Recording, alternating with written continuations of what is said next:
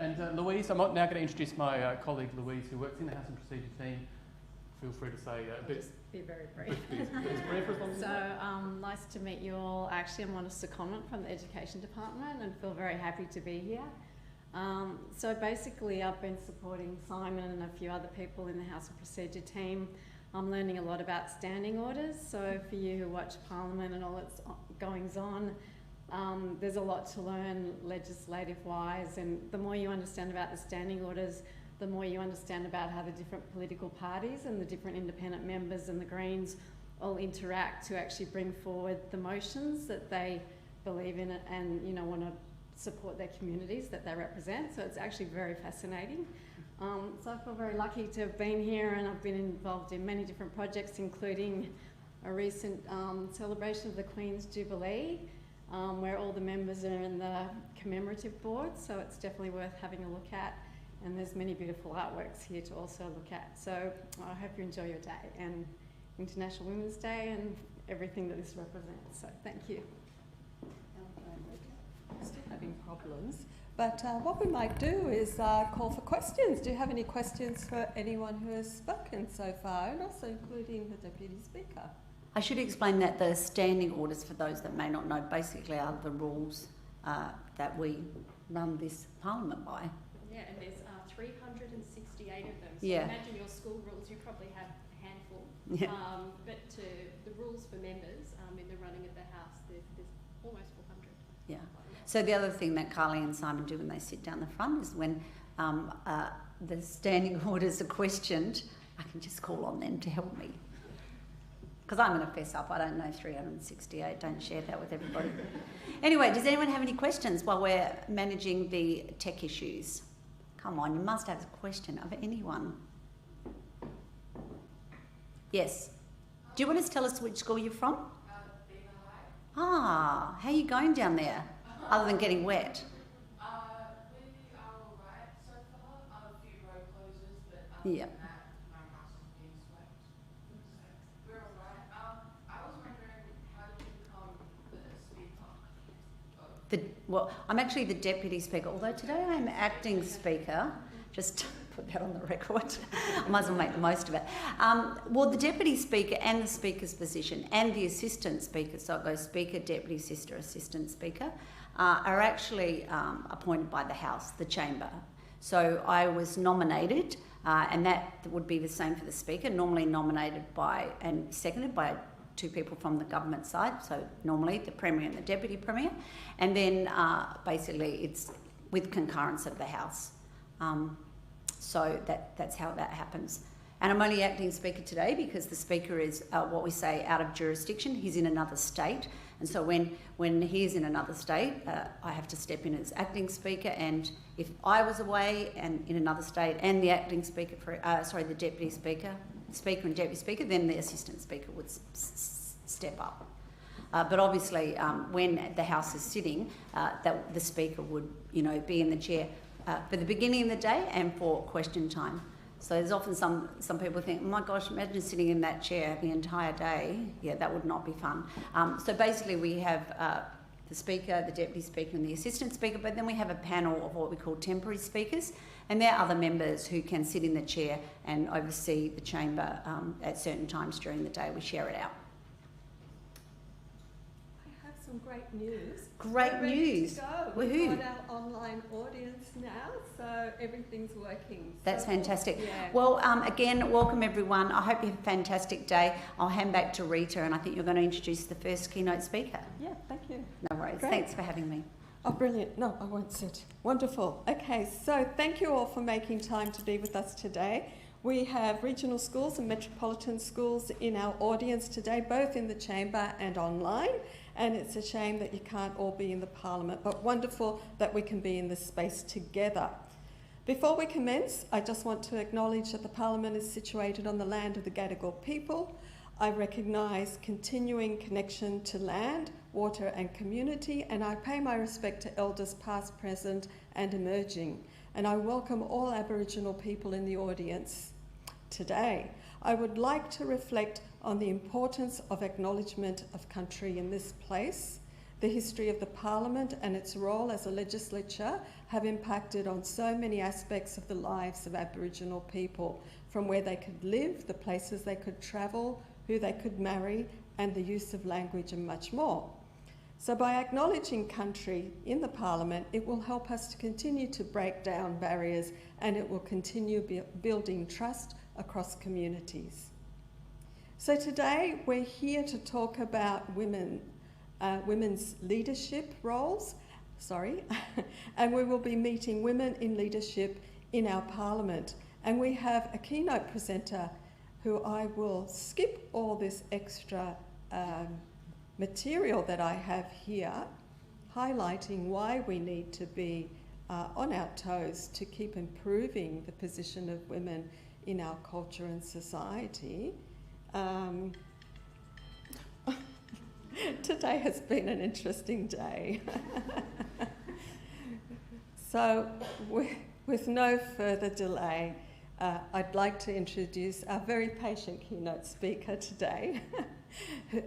Joining us will be Dr. Xanthi Mallet.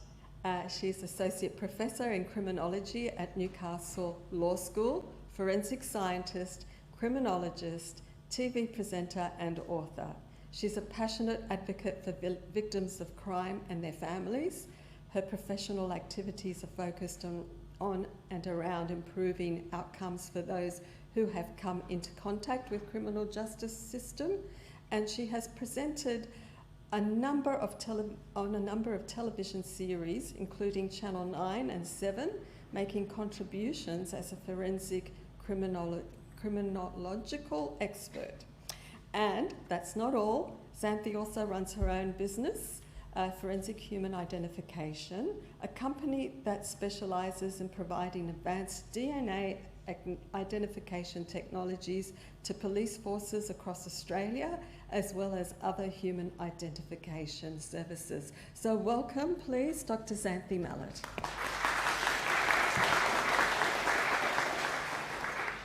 Thank you. It always sounds kind of, I never quite know how to follow those introductions. So what I'm going to do today is hopefully tell you a little bit about my journey. It didn't start with me wanting to be a forensic scientist and wanting to work in the media at all. So I'm going to share a little bit about my journey with you today, kind of how I ended up where I am, which is in essence by accident. And I guess that's one of the lessons I want you to take away from today, is that you may have the best laid plans, and that's great, but sometimes life can intervene, and things that may look bad at the time can actually be a real blessing. So it's just about embracing what opportunities come along, and I'll tell you what opportunities I've had and tell you where I've got to where I am. So I'm going to also tell you a little bit about my professional experience, some of the challenges that women in leadership face, some of the challenges I've faced getting to where I am at a university to be an associate professor, as well as working with the police, which is a very male-dominated, hierarchical group, and also in the media, which is also very male-dominated. So kind of battling my way through a world that is in essence led by powerful men and holding your own within that space. I also want to give you some inspiration about women in leadership and why we need women in leadership. And it's great to see such an eclectic group of young women here today, because I genuinely believe it's women like you that are going to keep moving us forward and facing the challenges and making everything more equitable for everybody. I'm going to talk to you about my definition of leadership, what I've learnt as I've gone along, and hopefully some of those lessons may guide you. You'll have different experiences, but if you just, even take one thing away from today, maybe it's, learning a lesson that I've learnt, and leave you with some of my thoughts on helping you go forward. So, I'm a forensic scientist, criminologist. It's very, cerebral, cognitive in its foundation, but I started as a dancer, actually. My mum was a dancer and my dad was an engineer, so I'm this weird hybrid of a performer and a thinker. And my dad is one of those people who's so clever, he can't really speak human. He's just so smart. You go, have you ever spoken to a person? And, he's lovely, but he's not kind of an emotional responder. He's very logical, very ordered in his thinking. And my mum is the performer. And so this is what you get when you add those two things together. So I went to a dance school. I went to a private girls' school, and I spent half my day dancing and doing drama and acting and singing for what that's worth. I won't sing for you because you might make your ears bleed or something, but that was what I was going to do, and I was kind of, that was what I was going to be as my career. I carried on that after school, and then I decided I wanted to do something outside of dancing, outside of that kind of theatrical space, and I decided I wanted to go to university to work with kids in disabled sport, and everything, my whole world was sport, socially, everything, that's all I did. But when I was 20, I had a serious car accident and I broke my knee. And I was meant to be going to university a few months later, and I wouldn't been able to go and do the course that I wanted to do because of the significant injury I've had. I've had 11 surgeries on it since then. So when I broke it, I mean, I properly broke it with a car. So you're going to do it. I did it right. I did. And so that basically changed my whole life. Everything was kind of pointing towards doing something really physical. You know, that's kind of what drove me. And suddenly, I couldn't do anything that I'd dreamt of, that I'd imagined. Who here has got like a dream career in front of you? Who knows what they want to do? Yeah. So, yeah, you're passionate about it, right? You know, this is what you've set your future on. It's what you've worked towards. And suddenly, all of that was gone. And I really didn't know what to do with myself. So actually, I came to Australia for the first time at that point, just as a holiday. I came here for a few months. And literally, I spent a year not knowing what I wanted to do because I couldn't psychologically get past the fact that everything that I'd been looking towards was gone. You know, and even my social circumstances changed because my friends carried on doing all their sports, and I couldn't even join in with that anymore. So it was a real challenge for me to adapt to this new space in which I found myself, in which nothing was the same. So I spent a year, and that was a really hard year, you know, and I really did not know what I was going to do. So I decided to go to university and do an undergraduate degree in archaeology, not because I particularly loved archaeology or had any dreams or ambitions of being an archaeologist, but I just needed to do something that I would find interesting. So I just went through the course catalogues and went, yeah, okay, I'll go do that. And I never really dreamt that I would find any passion in that space, but I just needed to do something. You know when you're in a rut, you know when you just can't kind of see your way forward, and I was just like, yeah, I spent like a good 12 months there. So I was like, I just need to do something to lift me out of this headspace where I can't see my way forward. So I went to university, and actually I loved it. I didn't expect to, but I'm a bit of a geek. I loved learning when I was at school. I was a geek and I was proud. I did my homework on time. I was the one who was always doing extra. Sorry to upset anyone who's like, oh. But I just loved it. I always loved learning. So it was a pleasure for me going to university. And I found that I enjoyed all of the courses on human evolution, anatomy, anything to do with people. Pots, not my thing. No, I was like, no, you can leave your pots. They're not interesting to me. Buildings, no. Anything to do with people, though, like especially bones, that kind of thing, I was like, this is interesting. Like, why are we shaped the way we are underneath? Why is our skeletal structure the way it is? That fascinated me. How do we work? You know, how have our bodies evolved to do what they do? So I was like, this is something that I can get into. So I did my undergraduate degree. I did fairly well at that. Worked hard, you know, and that's one of the things I've learnt. You know, I did do well. I got a first-class degree, but not because it fell in my lap, because I worked really hard to do that, and I enjoyed it. But it was, you know, I put a lot of effort in. Getting a first-class degree, which is the top grade you can get, I gave me the opportunity to go to Cambridge to do a master's degree. And I remember applying for Cambridge. I thought, oh, well, what's the worst that can happen? I won't get in, right? And then this letter came, and I was like, I just got into Cambridge. And I could not believe that, you know, from 3 years previously, not having a clue what I wanted to do, not really having any passion for anything, suddenly I was going to Cambridge University, like, you know, world-leading university. So I went to Cambridge and I did a master's degree by research in biological anthropology, which is in essence kind of more evolutionary type stuff. Spent a year there, loved it again, and decided at that point I wanted to do a PhD. So by this point in my career though, I liked the kind of historical stuff, but I realised that for me to be passionate going forward in my career, I really wanted to do something that could help people today. And so the way to do that with the skills that I'd learnt was to move into the forensic space. So everything I knew about human evolution, adaptation, identification. So if you have skeletal remains, how do we know how old that person was?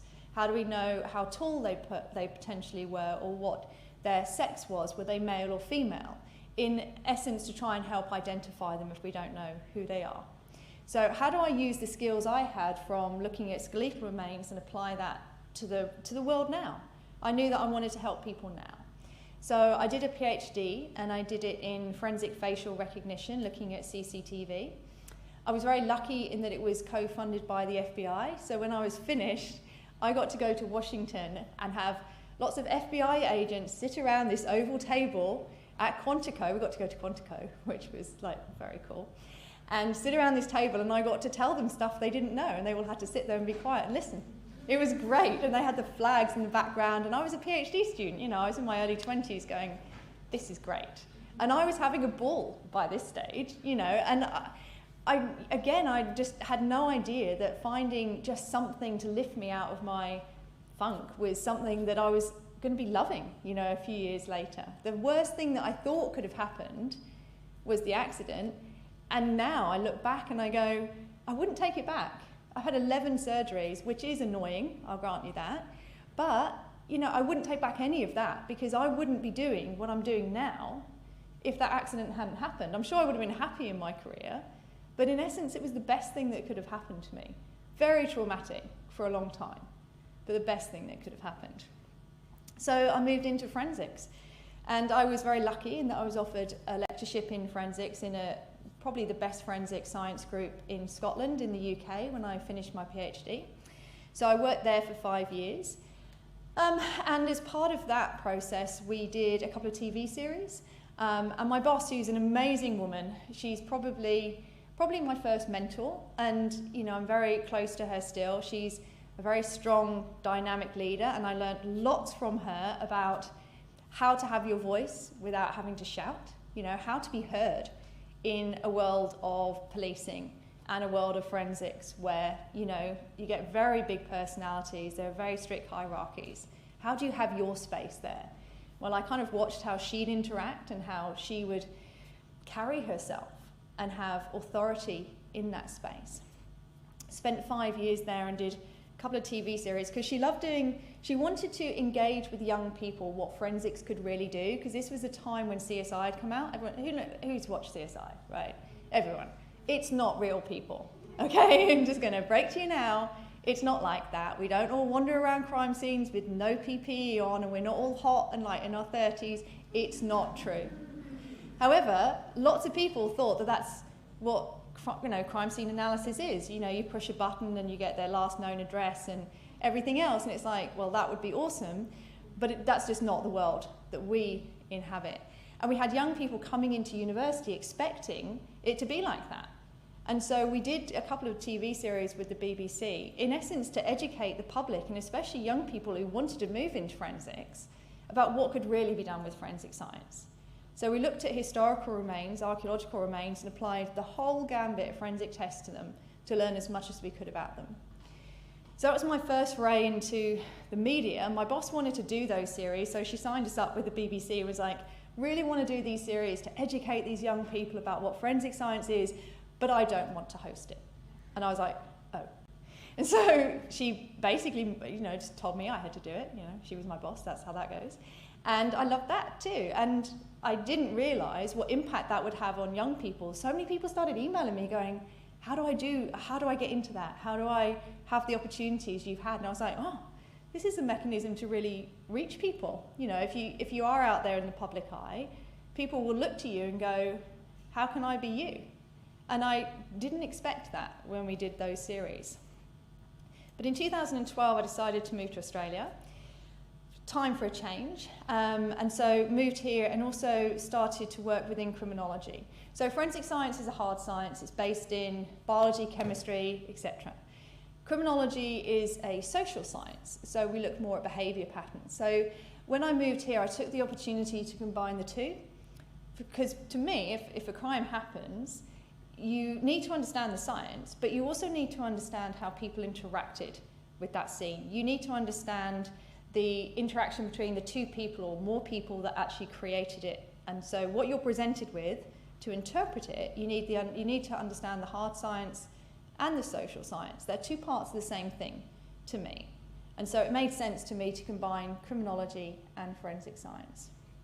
And now I have the opportunity to do that. I'm an associate professor in criminology, and I spend a lot of my time working with students, training them in all the methods of criminology.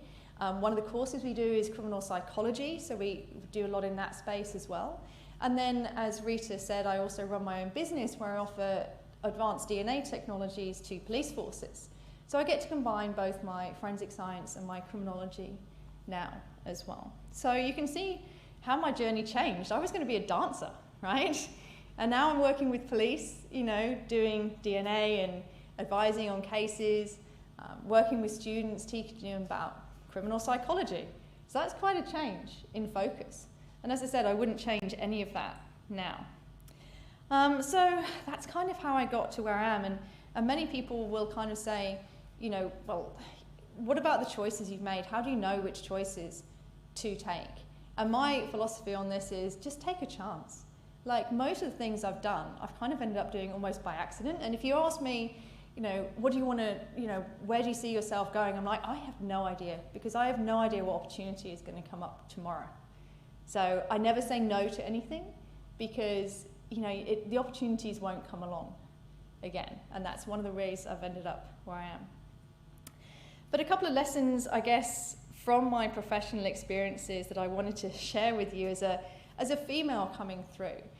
When I was a younger lecturer, I've always had quite a big personality, which is good when you're lecturing a room of 300 people. You know, you've got to hold a room, right?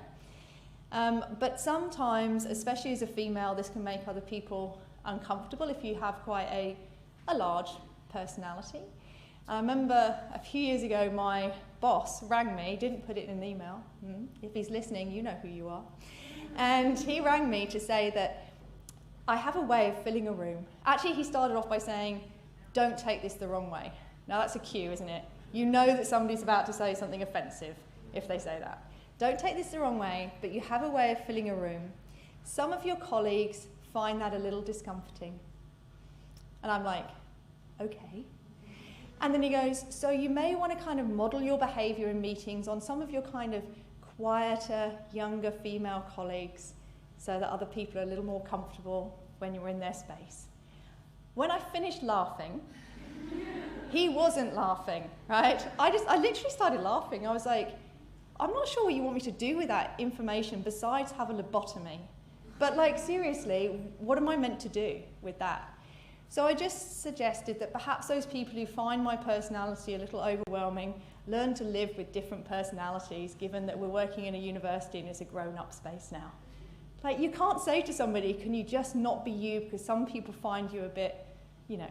And I told one of my colleagues this, another female, who was in her 60s at the time. She was like, she couldn't believe that my boss would ring me and say that.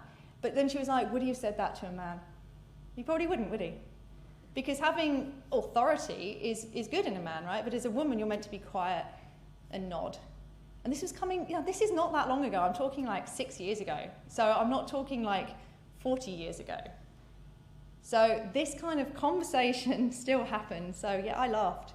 Yeah, I don't think he expected that. He was a psychologist. He was used to working with rats. So I don't know if that's what let him down. Now he knows who he is. But let's move on.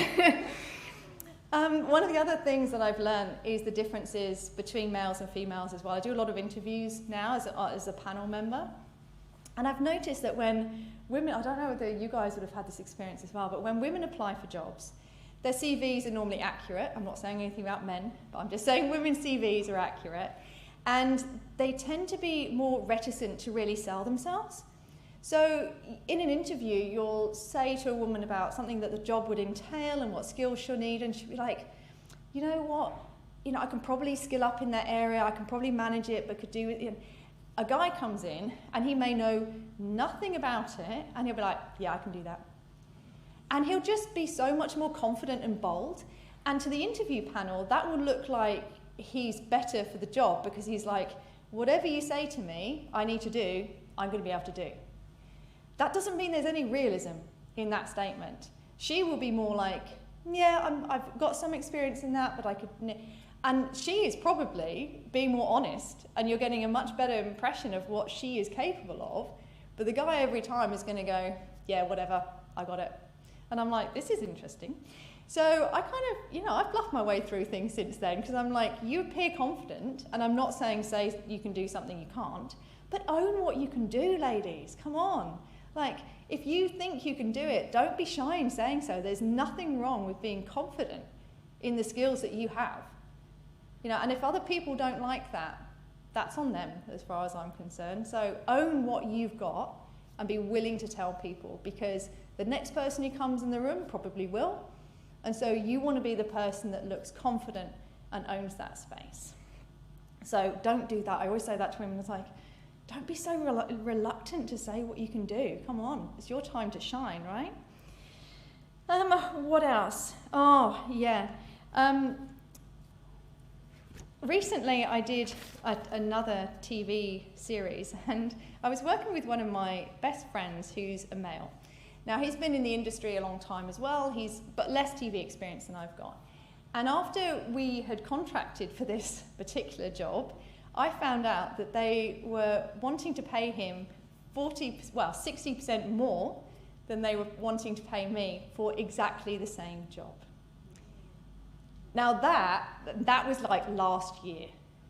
And I was like, what now? Like, seriously, for the same job. That shocked me that in what was 2021, as a male, he was valued at like 60% more than me. Yeah, the room just went really quiet. So we think that everything, we're getting better, don't we? And yet, this kind of thing still happens. And how did they think we weren't going to know? Like, we're best friends. And I was just like, what? But yeah, what if we hadn't been? How often does that happen, that you're just offered less just because you happen to be a woman? It's still happening. I was shocked by that. So these are just experiences that I've had even quite recently, and it really highlights to me that how much work we still have to do. So those are some of my experiences. I wanted to move on to some of my definitions of leadership. I'm really fortunate at work that I have ended up in a position where I do lead my group. I'm like the head of Criminology. I sit on various groups at work because I'm now in what's known as the professoriate, which is all the associate and full professors. So I do have leadership roles at work. And I think there are some things that I've learned from people like Professor Sue Black, who was my mentor when I first started in forensics. And I think the key one is that the culture comes from the top down. I think everyone would agree with that who works in this space. So, you get to decide how people behave, who you work with. They will model themselves on you. So if you choose to have a positive way of working, a respectful way of working, other people will follow in your stead. And as a leader, I think that's really important for me, that at work I get to set a positive culture, because academia can be an unpleasant place to work. And it can be very backbitey, it can be very undermining, but I get to decide in my group how people are treated. And that comes from the top right the way down to our undergraduate students and how we treat everybody in that area with respect. And I get to decide that, and that's something I'm really passionate about. I always have stood by the mantra as well that when I see something wrong, I say so. Yeah, I think you've got to be confident to do that, because only when things are called out that are wrong is anything going to change. Just sitting back and watching it, going, well, that wasn't right, no one's going to see any change. So if you see something that's wrong, I challenge that. I'm also willing to challenge the status quo. Like, I got asked to speak at an event last week for thought leaders, and I was like, I don't really think of myself as a thought leader. I'm a bit of a maverick, maybe. I might go sideways. But, apparently, thought leaders think differently to others. So, if you want to think outside the box and do it differently, do you know how many times I've been told, that's not the way we do it? And I go, okay, but we couldn't we? Right? Should we try something a bit new? Just because we've always done it that way doesn't necessarily mean it's the best way. So always be willing to push those boundaries. And I think one of the other lessons is I learned as well, like being told I should be more diminutive, etc. And don't be afraid to be you. You know, there's always somebody who's going to try and quieten you down, keep you in your little box, but you're not a box. You know, you're you. And don't be afraid of that. Own who you are, and everyone else will just have to accept it. You can't please other people. All you have to be able to do at the end of the day is look in the mirror and go, I'm happy with me. You know, you've done the right thing. You've done your best. You've behaved like a decent human being and tried to do the right thing. That's all that matters, actually, isn't it? Because all those people around you, some of them will try and pull you down, and you don't have to let them. So you can just be you and be happy and confident in that. And don't let anyone else cut you down, because they will try. Especially the more successful you are, the more other people will be jealous of that and try and pull you down. And you don't have to let them. Just be you. So, things that I've learnt, one of the big ones, don't be afraid to fail. You know, I said earlier, I take chances, you know, because I know that if somebody offers you an opportunity, if you say no, it won't come around again, and you don't always want to be wondering, okay, it might not work out, but at least you tried. If you don't take that opportunity, you're never going to know, are you? And sometimes it doesn't go right, but I've genuinely learnt more from the times I've failed than when I've succeeded. Because everyone goes, when something goes well, you go, yay, high five, you know, celebrate, and then it's done. When you fail, you kind of really focus on that, don't you? You go, oh, what could I have done better? Well, that's great. That's a learning opportunity. Don't be afraid of that. Take that failure, but own it. Don't blame someone else. Take it on. Whatever you did that didn't work, that's okay. What can you learn from that experience? What can you take away? What can make it better for you next time? So own your failures, but also own your successes. But don't blame everyone else when it fails, and only own your successes, because you won't grow if you do that. What else? Oh, yeah, I said earlier, never try to please anyone. It's not going to work.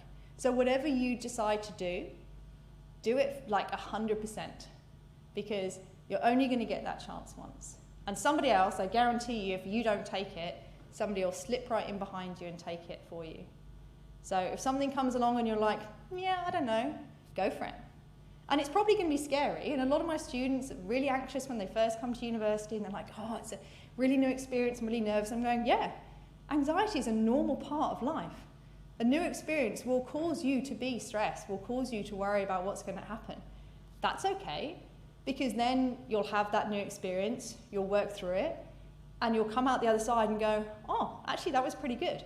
So next time you're anxious or worried about something, you go, yeah, I felt this before, and this is okay. This is a normal part of human experience to be anxious about something new and to keep going anyway.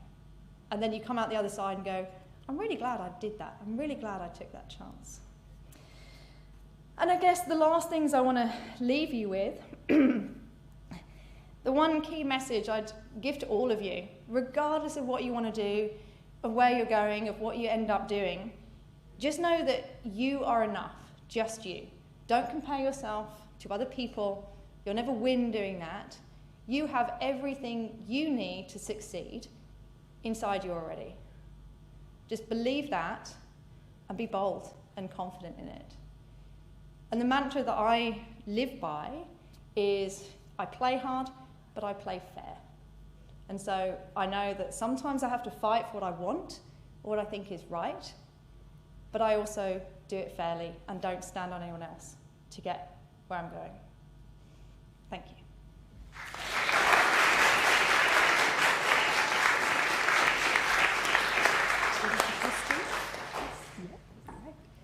Okay, now thank you, that was brilliant, and what always amazes me is that each time we have a different keynote speaker, we learn so many different varieties of leadership, and I think, you know, Dr. Mallet has actually given us so much that we can follow through in the future.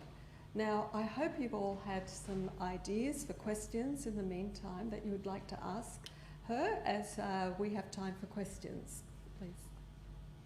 Somebody's got a question. Yeah. What qualities or skills do you need to have to become a forensic scientist? great question. I don't know if everyone could hear that, but what qualities or skills do you need to become a forensic scientist? People ask me that one quite a lot, and I think I'm very nosy. That's a good one. I'm a problem solver, so I love problems, and forensic cases are ultimately problems. You could have like 1 million pieces in your puzzle, and you only need like, I don't know, 100 of them, right? So you've got to figure out which 100 pieces you need. So I'm definitely a problem solver. I have a poor sense of smell, which is useful as well.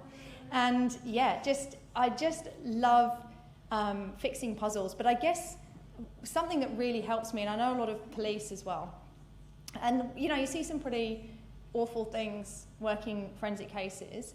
You have to be able to compartmentalise. You have to be able to go home at the end of the day and not think about what you saw during the day. And some people can do that and some people can't. And I'm not saying that you're strong or weak in either direction. It's just the way some people's brains work. Some people will take things home and they'll keep ruminating on it.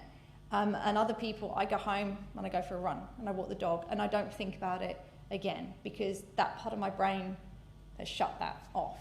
And so that's really important to do that kind of job. Anything that's traumatic, you need to be able to have separate parts of your life, because if you carry it around with you all the time, it will just eat away at you.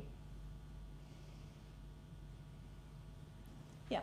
What advice do you have for people who aren't really like the best at academics but are struggling to get like higher in job? Yeah, the question was, what advice do I have for people who aren't highly academic but really want to, you know, have a successful job? I think the best advice I can do is find what you love, what you're passionate about. Not everyone's academic, and that's fine. We're all different. Some people are highly academic, like my dad, you know, doesn't speak Persian. But other people, my mum is a dancer. Now, how those two got together, I'm really not sure. But both of them were successful in their careers because they both were passionate and loved what they did. So don't kind of go, oh, well, I want a great job, but I'm not particularly academic. That's not a bad thing because you may not fit into that box, but you've got other skills, I guarantee you. And you go, yeah, I'm not particularly academic, but I love this. Hold on to that and make that your passion. Yeah, I'll go forward and then I'll come back to you if that's all right. Yeah. Did you see yourself as a leader back when you were like a dancer, or did you kind of grow into like, learning more leadership skills and that when you started going to uni? Yeah. Yeah. The question is, did I always see myself as a leader, or whether that's something I kind of grew into as I've kind of progressed through my career? I still don't see myself as a leader, or a thought leader, or inspirational. Do you know when Rita was like, you know, it's about inspiring these young women, I was like, what? Like, what am I going to say to these women that is going to inspire them? But so I still don't really see that at all. But I do see that I have opportunities to make change, and I find very passionate about making change. So no, I never saw myself as a leader. I still don't. I'm actually just having fun. I get paid to have the best day ever, you know? So I'm just enjoying myself. And if, as part of that, I get to help the next generation that's coming through, that's amazing. But yeah, so I still don't really see myself as a leader. It's not something I went, I want to go and, you know, it's just kind of plopped in my lap and I'm going, okay, now I get to help the next generation. Okay, you had one? What job prospects are there in Australia? Yeah, okay. The question is about job prospects for criminology and forensic science. So two different, slightly different sides. So I would say forensic science is still largely male dominated, but there's lots of positions available through the police if you want to do crime scene analysis, for example. I'm a forensic anthropologist, so that means that I look at, who's seen bones? Yeah, that's, I kind of say that with a heavy heart. But, okay, that's the closest to what I do, but inject about 100% reality into that. Yeah, and I don't get to work with whatever his face is either, to be honest. So, yeah, that's the closest to what I do. And lots of women in that. In fact, all of the forensic anthropologists I know are women. So we're super dominant in that space, which is great. Yeah, I don't know any male forensic anthropologists, actually. Certainly not in Australia. And even in the US. Like all of the forensic, I'm going to call them body farms, but you know, that's how you would know them, or the taphonomy facilities, all run by women. Yeah, I know. Amazing. So lots of opportunities in forensics for women. In terms of criminology, lots of criminology students want to work with the police. in the police. They want to work with other investigative agencies, NGOs, so non-government organisations. Some want to go into politics. A lot of students who are doing law and criminology as combined programs want to go into politics. So they want to look more in the kind of policy space. Victims advocacy, that's something we're really passionate about at Newcastle Uni. We set up an innocence project so people can apply to have us review their cases if their appeals have been exhausted and they're currently in prison. So we work in that innocence space as well. So lots of different opportunities for, depending whether you want to go the hard science or the behavioural sciences. I have a couple of questions from online. Oh, yeah. Cheyenne asks. Cheyenne asks, how do you deal with situations of misogyny and oppression in the workplace? Oh, yeah, well, remember I laughed. That's kind of one of the ways I was like, really? You're saying this to me? Oh, yeah, you're not writing it down. Gotcha. So, yeah, I mean, I'm just call it out, basically. You know, I'm just me. I just carry on having my voice. I don't let people hold me back. It is something that I see, and I do make sure that within my team that, you know, everyone is treated equally and equitably. And so I kind of control the parts I can control and make sure that doesn't happen. I'll just do a couple more of these and then I'll come to you guys if that's all right. How have you worked towards being more confident and standing up for yourself? Oh, I'm just really lucky. I think I've always been, pretty confident. I've always been happy to kind of have my say. I have had people say to me, one person said to me once, you know, before you share your opinion, you should say, I think. And I was like, well, that's weird because I'm saying it. So clearly I think it. But apparently it was like I was just too forthright in what I thought, and I was like, oh well. So yeah, I'm lucky in that I've always been confident. Not everyone likes that, but again, that's on them. You know, I'm just doing me. I'm doing what I think's right, and so yeah, I'm just making what I've got work the best way as I can. Julie asks, did you ever expect to get into the role you're in today? Not at all, and I don't know where I'm going tomorrow either. Like, this is what I'm doing today. Some days I'm at work being an academic, some days I'll be filming something, some days I'll be out at one of the Tfonmi facilities looking at, you know, our research on forensic human remains. So no, I don't really know what tomorrow holds, and that's totally fine. So no, I didn't really see myself here actually. I'll come back to Morgan's question because there are a couple in the room as well. Yeah. Obviously to us, like, standing up there today, we see you as like a really strong, like, Yeah. in like your line of work, how often do you feel like squashed by other people? I wouldn't say I feel squashed. Oh, the question was, standing up here, apparently I look kind of like a strong leader, which made me smile because, again, it's not how I see myself at all. I was nervous coming in here. You guys are actually scary, believe it or not. Give me, like, I don't know, a TV studio any day. Coming in here and talking to you lot, I was like, yeah, this is intimidating. But, so that's nice that came across that way, so that's good. I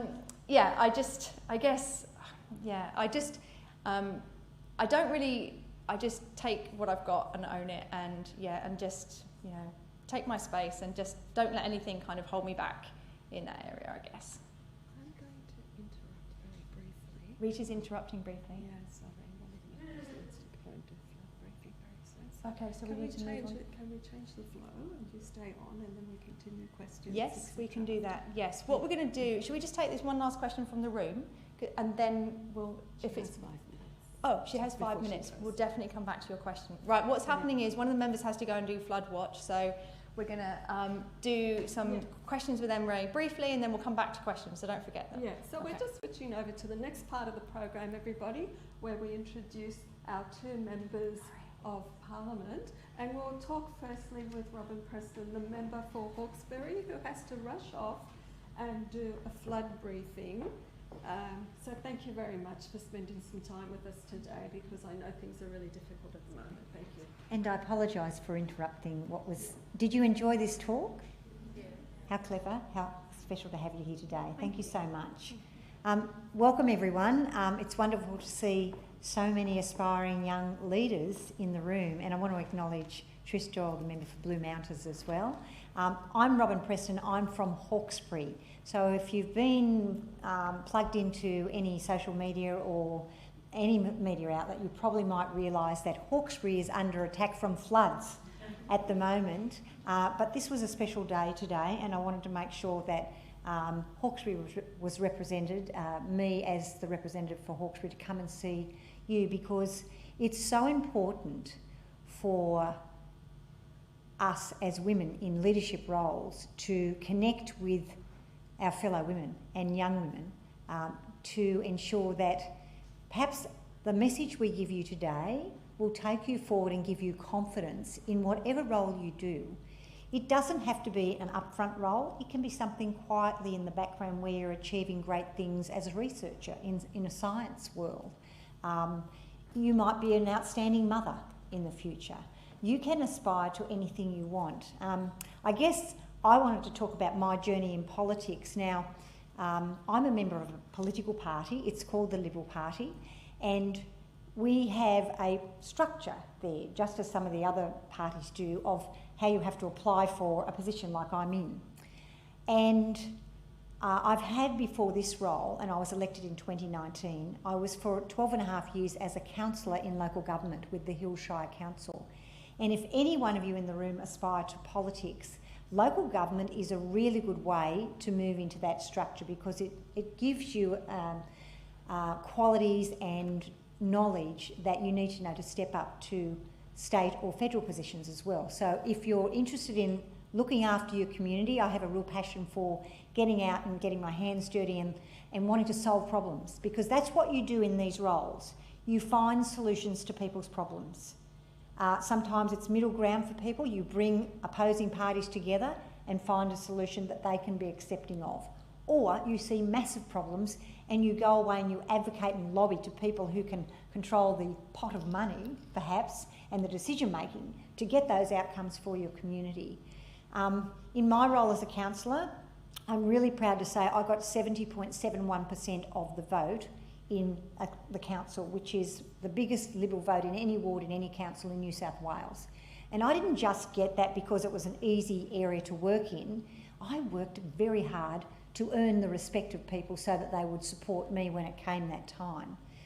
But to get to this level, it took me 18 what we call pre-selections. A pre-selection is where you put your hand up for a role. You want to be school captain, you put your hand up.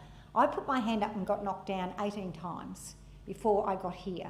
So I'm going to say to you, anything is possible if you have the will to do that. And if you want to strive to do something, look, it might sound corny, but I'm here at the goodwill of the people that supported me, and it's my job to advocate for them to get outcomes. At the moment, we're in a really tough time. We've got floods everywhere. We've got people being isolated for weeks up at St Albans and remote areas, and we're sending helicopters in to fly food, supplies, no electricity there. Think what it would be like without any electricity in these remote areas. So we've got technicians we've taken up by boat this morning to try and fix the Telstra cabling. There's all sorts of challenges in these roles. So it's how you rise to a challenge in any leadership role that is the mark of a true leader, I think. It's not just about getting outcomes, it's the journey you take there. I want you to think about a problem that you've been given and how you respond to that. How calm are you? How measured are you? Who do you go to find the solutions? Because you mightn't have all the answers, but you need to go to the right places, the right people, and surround yourself. Henry Ford, the great inventor of the car, he said you surround yourself with people that have that knowledge if you don't know that. So know where to go. I think that's a fair point. You don't have all the answers. You can't be expected to have that. I want to acknowledge Wendy Lindsay as well, the member for East Hills, another great woman in politics. And look, Trish and I are at different ends of the spectrum, but we really respect the fact that we have an opportunity to represent our community. So there'll be times when you mightn't agree with the policy, but you advocate for what you believe in is the right solution. Don't ever let anyone put you down in that way, but be respectful on how you go about communicating your voice and what you stand for. There's always someone else's opinion. And if you're in a room with mixed opinions, you respect every single one of those people, even if it's not what you believe in. And a way I found of measuring that and engaging with people like that is saying, tell me about such and such. Then you know where they stand on an opinion. It's the opposite to me, and I'll say, well, look, tell me more about that. Why is it that you think that? Because that knowledge for me helps me understand other people. Can I bring them along with me and explain my perspective? At least be able to do that so they understand both sides. So there's a balance in what you're trying to achieve here. And whilst I have people that won't agree with me, we both have respect for our positions and our opinion. So never lose sight of that. Respect is really important for every woman to carry through in life. Respect for yourself, respect for your neighbour, respect for your family circle, respect for your community. It's such a powerful word, and if there was more respect out there for women in general, we wouldn't have to advocate for some of the things we really believe passionately in but haven't achieved yet. So today I say to you, never ever give up on what you want to achieve. If you're there now and saying, well, I really don't know what I want to do, find yourself a mentor, someone who can give you advice along the way, someone who's gone along a rocky path and found a solution, because there's always a solution. And then sometimes you need to realise that you can't fix it. So you have to pick your fights. You have to pick your challenges and see what's the one that you can get an outcome that you know will satisfy the people you represent. Maybe you have to have a bit of give and take. I think a good politician is a good listener as well as a good speaker. So I guess the journey you want... is there anyone interested in politics? I should have a show of hands. A couple of people? Okay. Well, that's good to know. I'm happy for you to connect with me later if you want to, and I can give you some, maybe, I don't know if they're words of wisdom, but the knowledge that I can share with you. But whatever you go to in life, know that there are other women that are there to support you. It's a wonderful network. And Trish, I noticed that with us as women in politics here. We had the bushfires together. We shared that tragedy together, and we reached out to each other for a range of reasons. So you will know that along your way in your journey. Those that may be seen as your opposition can also be your strength and your bond. So learn that. I think women rise above that. They have that ability to do that. Thank you so much for your time, and I appreciate me having to take your time out as well. Any questions at all that I could help you with?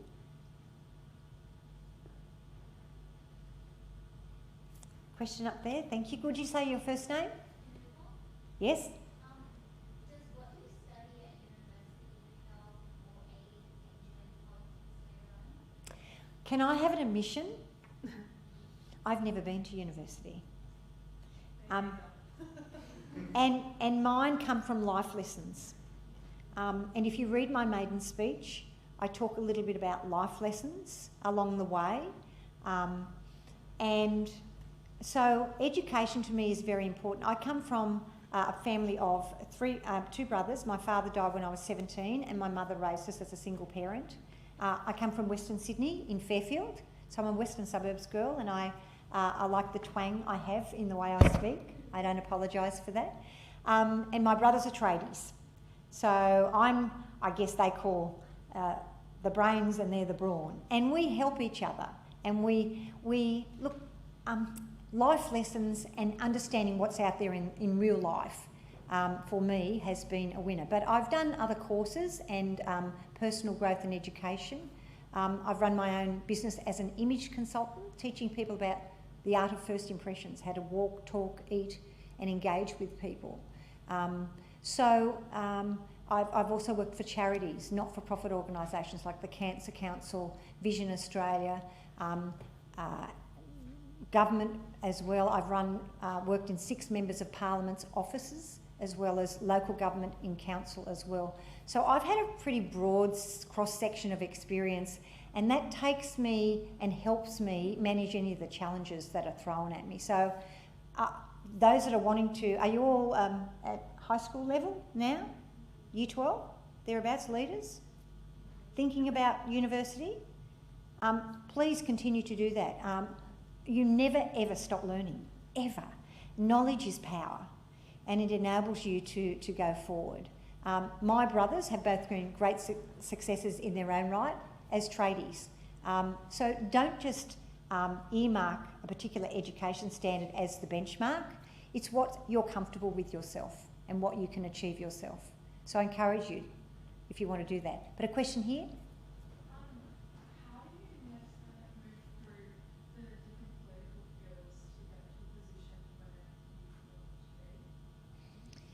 Well, in a political party, often it's about gathering the support behind you, a support base. And the way to do that is like how you engage in the community, because politics is a community as well. So working in amongst there, volunteering to sit on executive committees, going out and campaigning, doing the hard yakka, door knocking, letterboxing, thousands of letterboxes in a day with volunteer groups. You get to connect with like-minded people, whether it's in the, if you have an interest in the medical profession or forensic or politics. Move around with that circle of people that you're interested in and connect with them, and then volunteer. For me, volunteering has been a really big part of my life, and that's how I have learned skills and qualities, and I've learnt from people. There's so many brains trusts out there in whatever field you're interested in that you can learn from, and the best way to do that is put your hand up and say, can I come to your meetings? Get involved with community meetings, slot into those. If you have a particular interest, where in your area is there a group that's doing that? And volunteer there. And then volunteer to be the secretary or the treasurer. Or go girl, you be the president, okay? That's what it's about. Aspire to whatever you want to. And never say you can't get to that level. Just find the right path. Be smart about it. Don't try 18 pre-selections. Maybe find a better way, but there's always a way to get there. Yeah. So look, thank you everyone. I'm on Facebook if you want to connect with me that way, or there's email addresses in my Hawkesbury electorate office we can get to. Thank you for your time, everybody. Okay, we're kind of still free-forming because Xanthi hasn't finished and we've got the other member here, Trish Doyle, to speak to you. What would we like to do? Are you in a rush, Trish? No, go for it. Go for it? Yeah, sure. Yeah. Okay. Even though they're not overlapping kind of sessions, but yeah. why not? We're all people. Hi everyone. I never imagined that I'd be doing something like this when I was a young girl at school. Never imagined. If someone had said one day you'll stand in the Legislative Assembly of the New South Wales Parliament representing your community, I would not have imagined it. So hi, and thanks for being here today. I just want to first thank Xanthi. I caught the tail end of your address and you really are inspirational. Thank you. So it was really great to hear you speak. Some years ago, as a sole parent and someone who came from a home, my childhood was riddled with poverty and domestic violence. And I studied to be a teacher. My subjects were English and PE, and I ended up moving between high school and primary school teaching. And living in the Blue Mountains with 2 small children and struggling to pay the rent and the bills and put food on the table, I decided to go to my local Member of Parliament's office because he was a friend of another friend, and introduce myself and say, look, I'm really interested in current affairs and world events. I consider myself a problem solver. I connect with sort of different groups of people, and like Robin said, involved with different community organisations as a volunteer.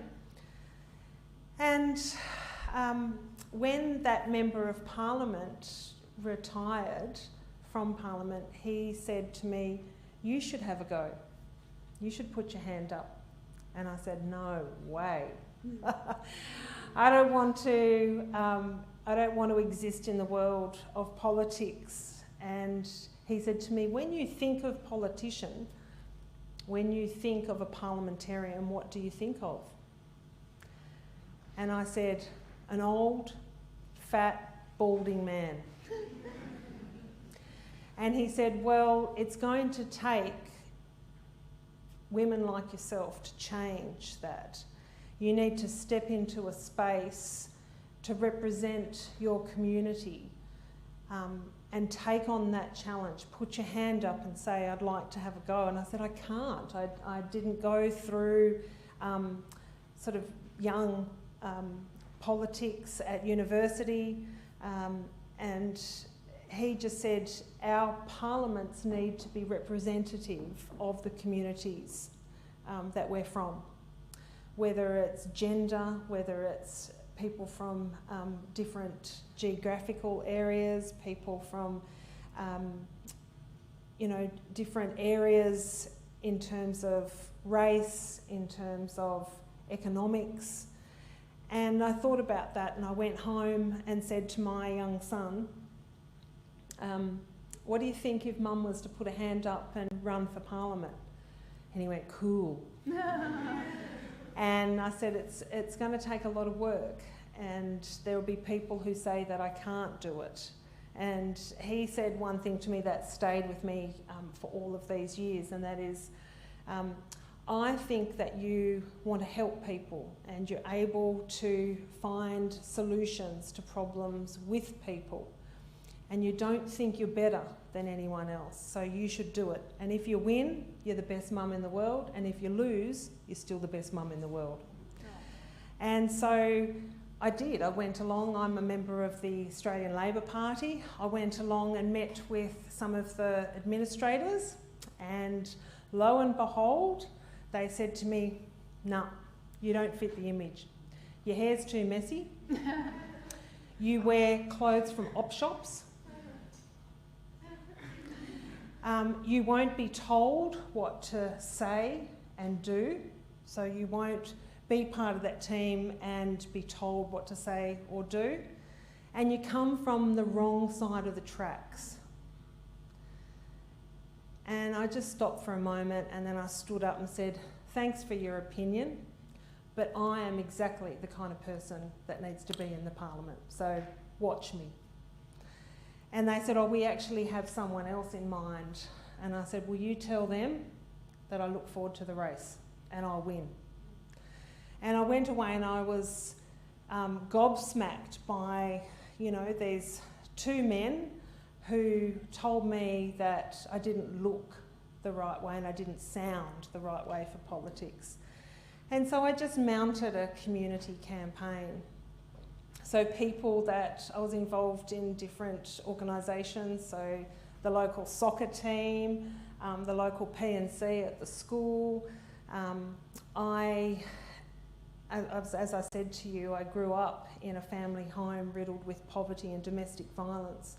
And so I went to meet with those organisations that work on the front line, like women's refuges and community services, where people go when they actually need support in a community. And I said, I'd really like to do this and I'd love to have your support. So quite aside from the political party that I was in and some of the local people that supported me, I had a huge amount of community support. The first time I ran as the candidate, I lost, but only just. And that inspired me to have a go second time. So in 2015, I ran for election representing the Blue Mountains, still with people saying to me, and generally men, you don't wear the right clothes, you're a bit rough around the edges, and you don't sound or look like a politician. And I think it was my grandmother who said to me, don't you ever change. Be who you are, be true to yourself and speak your truth to power, because there are so many people who consider themselves unworthy or the little people in communities who will look to you to carve a way, to carve a pathway, whether it's in politics or whatever it is you want to do. So here I am, 7 years down the track, And each time I walk through those doors to come into this chamber and speak on a piece of legislation, or to stand up and thank someone in my community, or to put a notice of motion about something important to my community on the table, I feel so proud. I still have to pinch myself. I still feel excited. And I think the day that I don't feel like that anymore is the time to leave and let someone else have a go. So I still get nervous when I stand up to speak. I think that's healthy to feel, you know, some nerves every now and then. And one of the things that keeps me going is people that stop from time to time. So as a young woman who I met through the youth service who was couch surfing and homeless, I think her mum was in a drug rehab centre and her dad was in jail, and she just said she couldn't see a future for herself. And I just sat down and listened to her and told her a little bit about my story. She told me a bit about herself. And that was probably about a decade ago, and I saw her recently, and she's at TAFE and she's studying and she's got stable accommodation, and she yelled out to me from across the street and said, "Hey Trish Doyle, you're a effing legend!" and thanks for hearing me, and thanks for fighting for our community, and that sort of stuff warms my heart. And a big burly bloke, after I gave my first speech in here, who I used to know through the local soccer club, he came up to me not long after I gave my first speech and just stood in front of me, and I could tell he was quite emotional. He had lots of tears in his eyes, and he said, "Thank you for speaking about violence in homes, bringing that into the parliament and making sure that what you have to say is part of a national discussion. It's not just shut behind closed doors. Thank you for speaking for all the children." And then just gave me a hug, and I think the two of us were quite emotional, and off he went on his way. It's for those people that I get up each day and come in and do my job. And Wendy, who's here from East Hills, she could tell you a number of stories too about people who just stop you in your tracks and want you to take issues that they care about. And they can be personal issues about human relations, or they can be just issues relating to schools or hospitals or roads, you know, all of those portfolio areas that the state looks after. But I will always come back to that point that if you are true to who you are and you have a goal, sometimes if you're not quite sure which avenue, which path you're going to take to reach that goal, remain true to yourself. Be who you are and proud of yourself. So that's my message to young women here as we celebrate International Women's Week this week, is be proud of yourselves. And I might just leave it there because I know that people have still got questions of Xanthi, and you might want to ask me some questions too. Some questions for you as Sure, well. sure. Anybody with some questions, please? Yeah. So I had a couple of teachers at school who always encouraged me to think beyond what I considered I could do. So I remember a primary school teacher, you know, when you're in primary school and you have to write about what you want to be when you grow up, and then you've got to sit down and draw a picture, and then it gets stuck up on the board. I remember a teacher saying to me, "I think you need to consider not just being a flight attendant, but being the pilot." So those sorts of people in your life, whether it's teachers, whether it's someone in your family or someone in your local community who encourage you to do something you might not have considered yourself. The person that I've been the closest to all my life is my grandmother. She turned 96 last week, and she said that walking each day and having a hobby, so something where you could feel happy in your own space, in your own time, where you didn't rely on people. So for her it was gardening, and keeping fit and healthy were the rules she lived her life by, and she encouraged me all of my life. So, you know, this is not a story that's just particular to me, but there are people who, amongst us, who have homes where there is violence and abuse. Later on in my life, when I married, my husband had a psychiatric episode and ended up in hospital. So mental ill health has been part of my life as well. And to have someone who might be in the background but by your side through all of those really tough things in life, to just say you can do it, you can get through this, whether it's one day at a time, or to help you find those referral pathways to latch on to that sort of support system that you need. So I wouldn't say there's any one person. There's been a few people that have been really good mentors. Good question, that one. Yeah. How did you manage to believe in yourself and know in what area of works? Yeah, well, Robin before was talking about sort of political party structures and people who have a power base. And I suppose my first conversation with that power base was the two men in particular who said, you can't do this because you look, you don't look the right way, you don't sound the right way.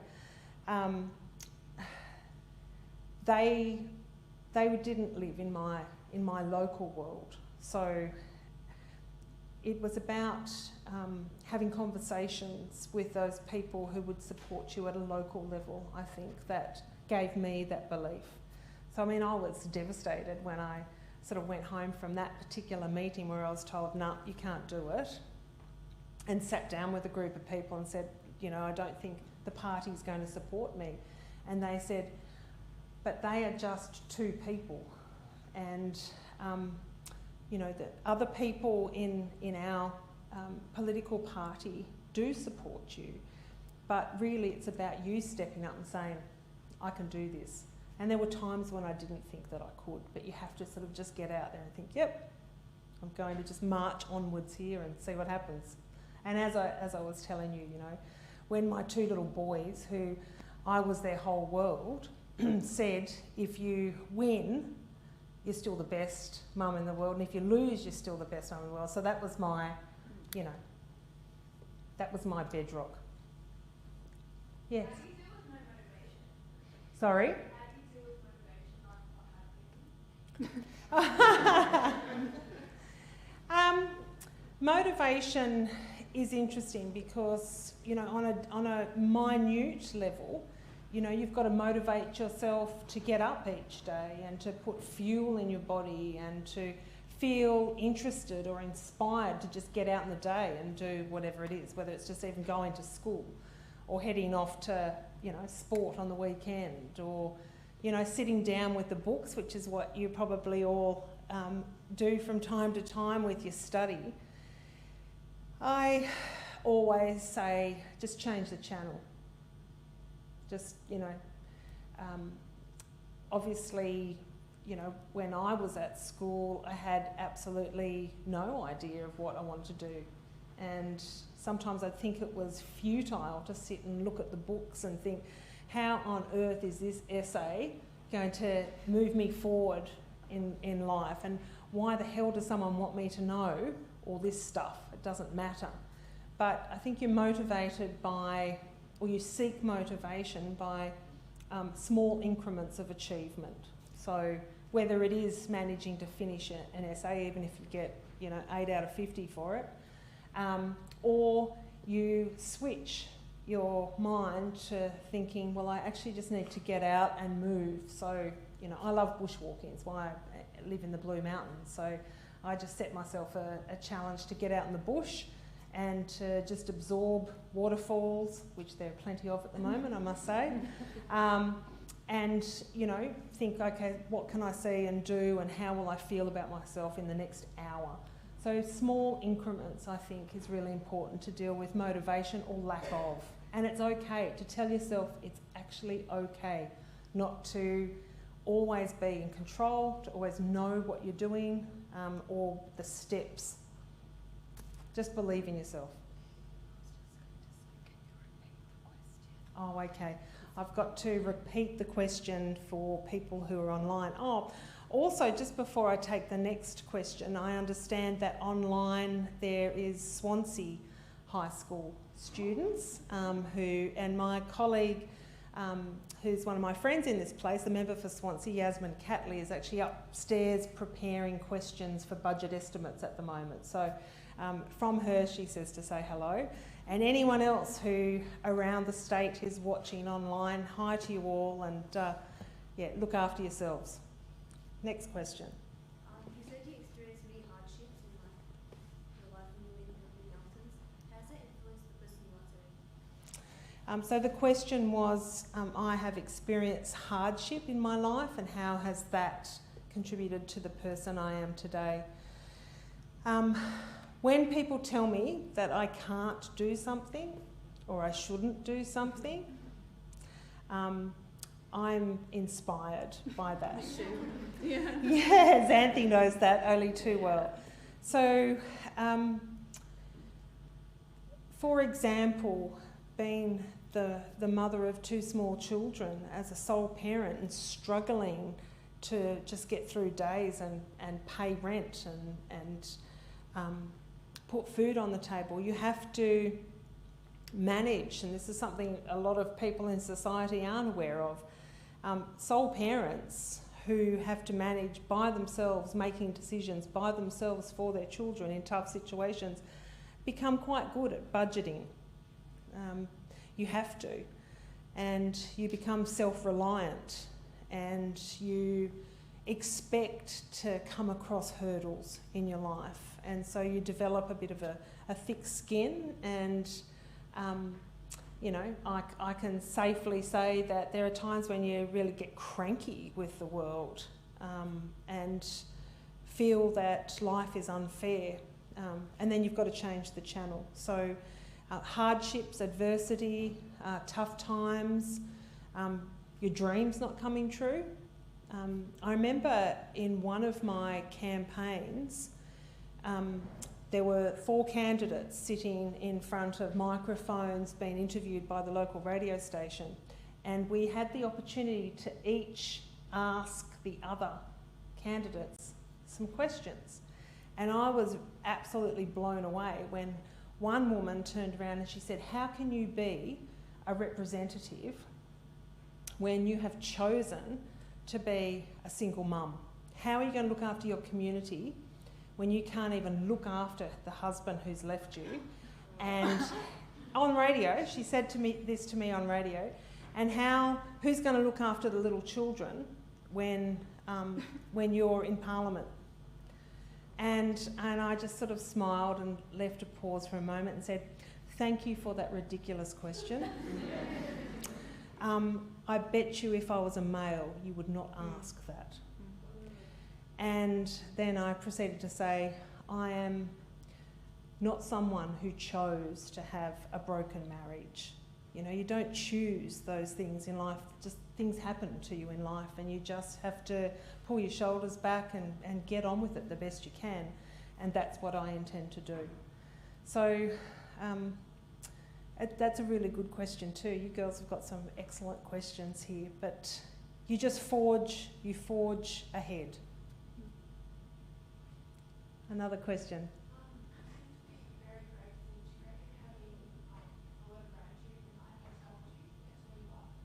So the question for those watching at school is, you seem to be grateful. Does gratitude in life help you through? Absolutely. You know, Robin talked about respect. I talk about self-belief, being grateful for what you have in life, for the people around you, I think probably a lot of us at the moment, when we stop and think of something tough that might have happened this week, you spend a moment reflecting on that tough issue or that tough person who's causing you grief or whatever it might be, and then you think about the people, this is what I've done, the people who are marching for their lives at the moment in Ukraine, and hearing sirens and the sound of bombing. I think about my colleague who can't be here today, the member for Lismore, when she sat on the roof with one of her neighbours as the water was rising, and then realised that there weren't enough people to save everyone who was sitting on their roof, so she would have to swim for her life. So I pay tribute to her and feel very grateful that I didn't have to do something like that. I can actually organise my community to provide some support for her community at the moment. So I feel grateful for my own life in times when, you know, I was tired the other morning when I woke up and had a whole day full of appointments, and realised when I got into my office that I was a bit cranky. And so I just had to check myself and think, look, just be grateful for what you've got today. You've got clothes that you could get out of your cupboard, and poor Janelle in Lismore doesn't have a house anymore. Her house went under. And if you see her on the telly, I saw her on the telly last night, and she's wearing someone else's clothes, you know. She's a very slight little woman, and she's got on a pair of sandals, like she's size 6 and she's wearing size 10 sandals, you know, flopping around the place, and wearing someone's old tracksuit top. And she's just very calm and dignified and helping her community, and I feel grateful. So gratitude is a wonderful feeling to grab hold of. An online question. What strategies do you have for setting boundaries? Okay, question from Lambton High School. What strategies do you have for setting boundaries and saying no? Great question. It is. That's a really good question. Thanks for that question, Lambton High School. I think what has provided me with the ability to say no is all of the experiences I had as a child, trying to protect my mum and my brothers and sisters. When you're a young person in a home that's rife with domestic violence, you don't have a language, you don't have the words, let alone the ability to escape that. But what you do have is that capacity to grow with particular boundaries that you put around yourself, so a bit of a safety filter, so to speak. Those sorts of things, as I've grown older, have helped contribute to the work that I do now. So one of the committees that I have been on here in this Parliament, and I'm on a committee, Community Services Committee with Wendy, but one of the committees I was on, lo and behold, was around domestic violence. And the need to say, as legislators here in this Parliament, that a piece of law doesn't make any difference to people who are in really tough, violent situations. So we need to offer some practical measures as legislators and provide support to all of those agencies that can offer support to families escaping domestic violence. And that, for example, comes in the form of education campaigns in schools, in neighbourhood centres, in sporting clubs, about saying no. So I apply that to my life now, and I did so recently. I put up some boundaries around myself and said no when I was the Shadow Minister for Emergency Services, when the fires ripped through our state and country only a couple of years ago. I was getting up. I don't think I was sleeping very well, so for days and weeks and months on end as the state burned, if all of our firefighters, and my son's a firefighter, my youngest son's a firefighter, if they were all going out, I felt that I needed to be out there too. So I would get up at 4 or 5 in the morning and go and cook breakfast for the changeover with the different brigades and firefighters who were going out. And I realised I couldn't keep doing that. So I had to at some point say to myself, no. That's where boundaries, looking after yourself so that you can sustain your work is really important. And I'm sure that if you asked most members of Parliament, you never get to the end of your to-do list.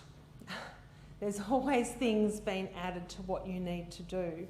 And at some point, with some of those tasks, you have to say, no, I need to look after myself so that I can get up tomorrow and continue. So boundaries are very important, and knowing when to look after yourself. Another question? First of all, I'd like to say thank you for speaking up about it. It is a very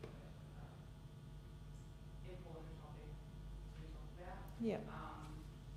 And with that in mind, would you say that healing from situations like that is important to move on and continue through life and do things such as you do?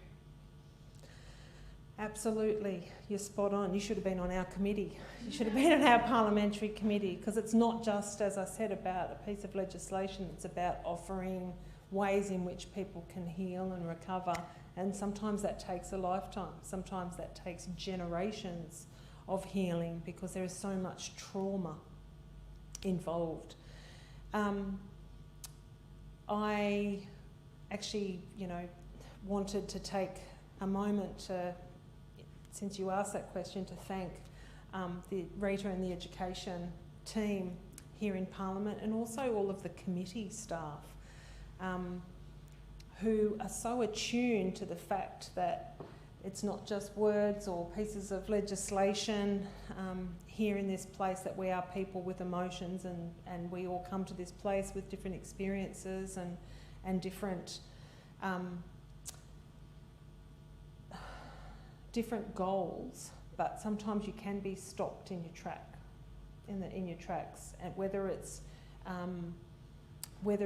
domestic violence, whether it's sexual assault, whether it's someone who has suffered and still grieving from the death of a loved one. Healing has to be part of your life and your work. The committee staff, when I was on that DV committee, realised that a particular line of questioning around the impacts on children of domestic violence was actually making me quite upset. So I'll never forget, one of them just walked over with a bottle of water and some tissues for me and just put their hand on my shoulder and said, "Are you okay?" That's quite amazing. I'm interrupting. Yes. I don't want to interrupt. I actually feel that it's important to address that aspect of triggers, because what we witness and hear about and see through the work here may be triggering. And I might actually throw this also to Xanthi. Because how do you deal with those triggers in your work and in the context of over to you. obviously. So That's a good point. Yeah. The question is, how do we deal with triggers in our work? And it is a really important point. And because I work with a lot of young people who just come to university, we cover cases of domestic violence, sexual violence, multiple murders, and for students coming straight out of school, and they'll come in, and one of the things we do is use cases to contextualise the theories that we're trying to teach them.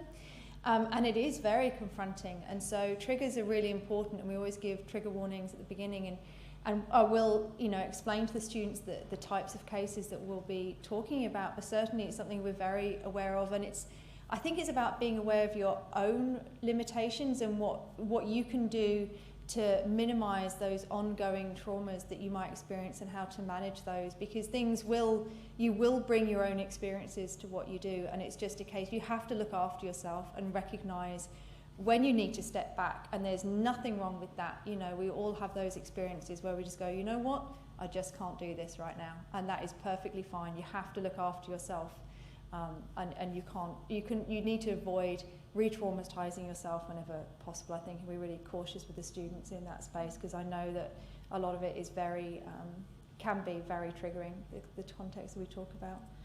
Yeah.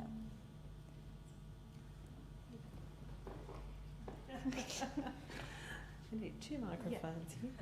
Thanks, Anthony. Yes, I think being triggered is not something you're always aware of, actually, until there's some sort of physical manifestation, whether it's finding yourself tense or being really moved to tears by something. I was triggered just the other day, driving home with the rain lashing down and seeing a ambulance with the lights and sirens, you know, on the other side of the highway travelling towards me. And I didn't actually realise it until I took a big gulp that I'd stopped breathing for a moment. I wondered whether the person in the ambulance, strangely, was close to death. And all of a sudden I was just taken back to, and this is what happens with trauma, taken back to when this fellow just recently came up to me and said, I just want to thank you, not for the work you do as a Member of Parliament, but you raised a beautiful young man who saved my life. I had a terrible car accident, and he arrived in the fire truck before the ambulance could get there, and he cut me out of the car, and he saved my life. And I wasn't expecting that. It completely took me by surprise. And he burst into tears, this old guy, and I cried a few tears. I gave him a big hug. And all of a sudden, when I was driving home the other night, that ambulance went past, I thought of him, and I had to pull over and have a big cry. And I think I was just quite overwrought by everything that's been happening in recent times. But yeah, triggers and recognising them in yourself or other people, and just being gentle are very important. And then talking about healing, seeking some support for yourself, some strategies. We do a course here at Parliament called the Accidental Counsellor, and it's fantastic. It just helps you ground yourself and centre yourself to not only deal with really tough issues and traumatic cases, but to assist others as well who might not be as aware of what's actually happening. I don't know how we got onto this topic, but it's a good one. I think everyone's quite interested. Yeah, it was from the wonderful question about healing. About healing. Okay. We want to go back to Morgan's question. Oh, yeah. I hadn't forgotten. Here we don't are. worry, I haven't forgotten Morgan. Thank you. Morgan is online. And I wanted to add to what I was saying to you actually as well. You know, I still get imposter syndrome. You know, so saying, oh, you stand up there as this strong leader, I'm thinking, well, you know, because I still feel that. And some days I'll get up and I'll be asked to do something and I'll be like, are they going to notice that I don't know what I'm doing today? So seriously, that still happens to me. And a very good friend of mine is ex-New South Wales homicide, like 25, 30 years in the police, like very good at what he does. We argue a lot about cases actually, where we have heated debates about what's going on. But he said to me something about imposter syndrome, and I was like, are you kidding? Like, you'd look at him and he's like typical, like looks hard like a homicide detective. And I thought, whoa, if somebody like him can kind of be thinking, are they going to notice I don't know what I'm doing? I'm going to be like, oh, it's okay that I feel like that because he feels like that. And it felt like this little moment between us. We were both relieved that we're like, oh, okay, that's normal then. And so don't be worried about that. That's a totally normal experience. So I thought that, I was like, I still get that. And I wanted to add to what you said about, you know, people, how did I kind of get here and believe in myself? I'm seriously stubborn. And when you said somebody tells you you can't do something, my surgeon after my last knee surgery, I've got no cartilage in bits of my knee and I still run like 16 Ks a day. He tells me that's a bad idea, but I'm like, whatever. And he goes, you know, you can't regrow cartilage just by willpower. And I was like, you just think that because you haven't seen it in the clinical literature. Let's see how that goes. And I was like, I'm going to keep going. And he's like, oh. But yeah, it was like, you can't do that. I'm like, well, maybe I can. So I'm still trying to regrow cartilage. I'll let you know how that goes. So Morgan asks, how did you find the motivation to get back up and start again after my operations? After operations, I love being really active, and so that I'm really focused on. You know, when you're kind of like in bed, it kind of drives me crazy. So I have to get up and do stuff. I'm very physical in that sense. That really helps me. And I had 2 dogs till recently, but I lost one in September, so I've got my girl still now. And I have to get up every morning for her. You know, rain or shine, I'm her carer. You know, she relies on me. And so, you know, she's my company at home because I live on my own, but also she gets me out of bed every morning. So she's something that really helps motivate me, you know, so I've got to take care of my girl. So, yeah. Yeah. So you mentioned earlier that like being anxious is part of human nature. Yeah. So what's your advice for like young females who can't cope with stress? Like basically how do you Yeah, the question is, I said earlier, being anxious is part of a normal behaviour, it's normal emotions, but what's my advice for young women who find life stressful and how to cope? Find good coping strategies. My personal ones, I run. So sometimes my students drive me totally crazy.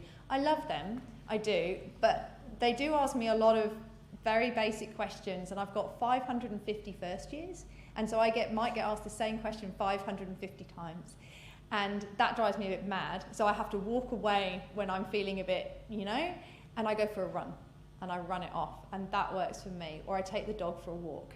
And so I found things that literally take me out of that headspace. And so when something's bothering me, I get on my treadmill and all those little happy chemicals start buzzing around in my brain. And that doesn't work for everybody. Running's not for everyone, I know that, but find something for you that takes you out of that negative space that can help literally put one foot in front of the other.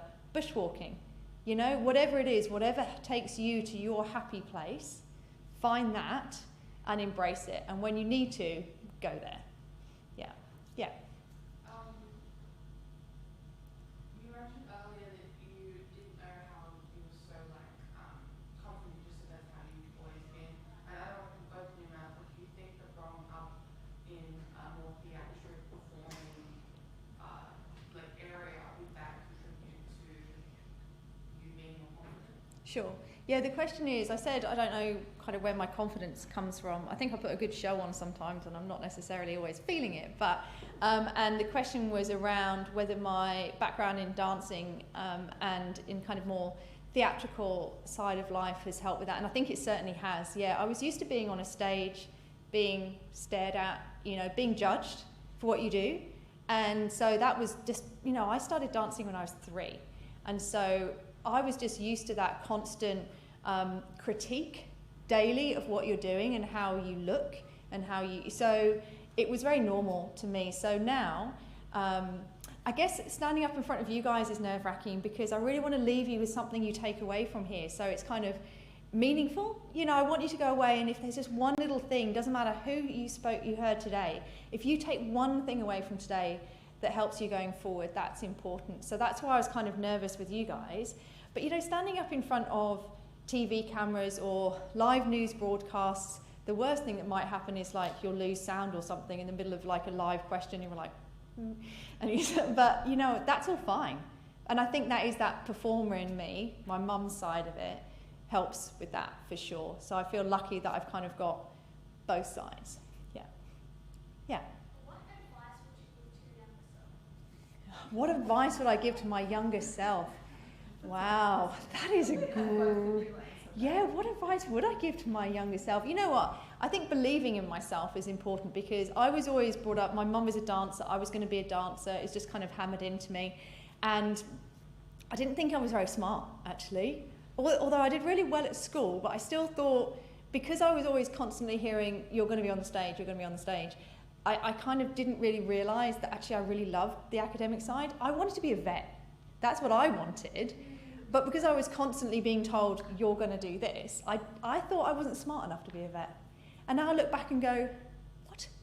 Like, and I'm not saying I'm super smart, but I do work really hard. And if I really wanted to be a vet, now I know that I could have done that. And so that's the advice I would give to me. No matter what other people are projecting onto you, saying, this is what you're going to do, just shut that out. What do you want? That's the path you need to follow because it's your life, not theirs. And so don't let anyone live vicariously through you. Just make your choices because you're the only one that you've got to make happy. Was there another hand? Yeah. Did I ever feel that dance was a form of self-expression? It kind of was, but the dancing I was doing when I was younger was very, very controlled. You were doing always what other people told you to do, and I think that's one of the things I wasn't so keen on. It was just like, I was given things I had to perform in the way that somebody told me to do it, and then they were telling me if I did it right or not. And that was always quite constricting for me, and I'm like, yeah, I'm just going to go my own way. So, yeah, it's kind of a bit of a metaphor for my life, I guess. I'm just going to go that way. Yeah, yeah. Hello, I'm a teacher. There has been a common thread around the presenters today about not really knowing exactly what you want to do while you're at school. Is there something to be said about the currently existing education system that, and society, I guess, as a whole, that's placing so much pressure on you to get this number at the end? So I guess my question could be, do you have a comment about that kind of pressure that these girls are currently going through? And hearing all of you wonderful women saying that you didn't have to, like, they're still asking permission to go to the bathroom. You know what I mean? And as a teacher, what can I do? What did you need when you were younger? Oh, wow, that is a big question, isn't it? Yeah, how do we repeat that for the online audience? Yeah, so it's about, I guess, always trying to tick other people's boxes, reach other people's standards. How do you kind of move into your own space? What advice I'd have around that, would you say? I think this question also encompasses it from Macquarie Fields High School, saying, how do you achieve goals that may be way out of your reach and challenge societal expectations? Oh, these are massive questions, aren't they? It's like, what can the teacher do to help? What can the teacher do to help? I think teachers need to recognise that each student is individual. I mean, there's all very well hitting these number goals, but you know what? Not everyone's going to hit those goals, and that's okay. Like, I still don't know what I want to do when I grow up. Like, seriously, I don't know what tomorrow is going to bring. And that's perfectly fine. That's not scary to me. That's exciting. So I certainly don't feel, sometimes, like, I'm an academic, but sometimes I feel like I'm being squashed into that box at work, and I sit there with my colleagues and they're all very clever, and I'm thinking, I do not fit here. I don't think like academics normally think. And I used to think that was like a failure because I was different. But now I'm like, you know what, I think differently, and actually that is perfectly fine. So I may not tick all those boxes that I'm meant to tick for academia, but it's okay. So I think it's just about letting young people be them and owning what they are good at. Can I also just say, perhaps as I'll put the teacher hat on for a minute, not that I am one, but you know, I respect everything that you do, that you can suggest to all of your students that if you do have something that you do particularly want to do and you don't get the number that you need, there are many ways, other ways to get to that goal. So don't give up the first time. Like, you know, Trish said, she was told she couldn't do it, which made her more determined to go and have a go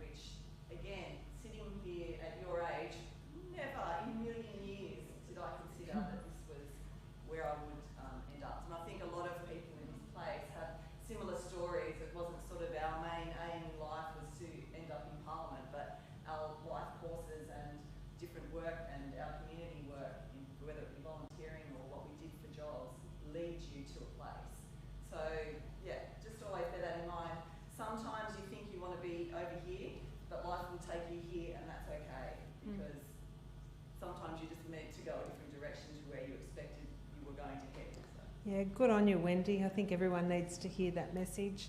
As a former teacher, and one of those teachers who did not believe in homework. I loved homework. For the kids who loved homework or the parents who wanted homework, I'd said go right ahead. But I was one of those teachers who did not believe in homework, and I was also one of those teachers that did not believe that you are a mark at the end of your school career. So my answer to that question would be remind students, remind yourselves as students that you are more than a mark at the end of your HSC. If you were to say to me, if your question was, what did you get? What was your ATAR? I don't know. I can't remember. It doesn't matter. So do your best, try hard. Obviously, options open for you if you have that ability to commit to study and to try your hardest and to produce outcomes that make you feel proud and your family proud. But sometimes things get in the way of those really excellent marks that you might be capable of. Sometimes you're not capable. You are going to be much better at something else. My son wanted to leave school in year 10, but he didn't have a job to go to and he wasn't quite sure what he wanted to do, and you weren't allowed to leave and unless you were going to TAFE or you had a job. And I said, please just stay at school and don't worry about the mark at HSC. Like, choose all your subjects if you have to, non-ATAR subjects. Just enjoy yourself, grow a little bit, focus on your friendships. And so he did that. And now he's made a decision in year 12 that he wants to be a carpenter. And he says to me, I could have left in year 10, Mum, instead of 2 years at school and I could have been earning money 2 years before. And I said, but you didn't know what you wanted. And you grew as a young person. And he was the boy who went to a party in year 12 when a young girl collapsed unconscious at this party. I often tell this story when we have the young women's seminars about how it's not just us as young women who need to change the world, where we sometimes feel less than, but it's the young men as well that need to change to make our lives easier. So it was my boy at a party who found a young girl who had obviously consumed something. She was collapsed and she was not conscious, and a group of young guys from some other school had turned up, and you can imagine what was happening. They were all deciding who was going to go her first. And my son stepped in and said, hey, I don't think she can say yes or no. There's the door. And to those 4 young guys who were going to rape her, they said, who's going to stop us? You and what army? And he said, I'll take you all on. And they said, is this your girlfriend or your sister? And he said, no, I don't know who she is, but she can't say yes or no. So get the hell out. And so they left, and he just turned and found someone and said, I don't know who she is, but can someone call her parents or call someone or call an ambulance and get her out? Now, the girl who was frozen on the staircase watching all of this unfold, she approached me a few years ago and she said, don't you ever tell him that I saw that happen, but he is a man that's going to change the world for women, that young guy, and you should be very proud of him. And he didn't go on to have any kind of mark. He's just a really good human, and I'm very proud of him. He's my son, but he treats his girlfriend really well and all of his friends really well, and to me, that is the mark of a good person.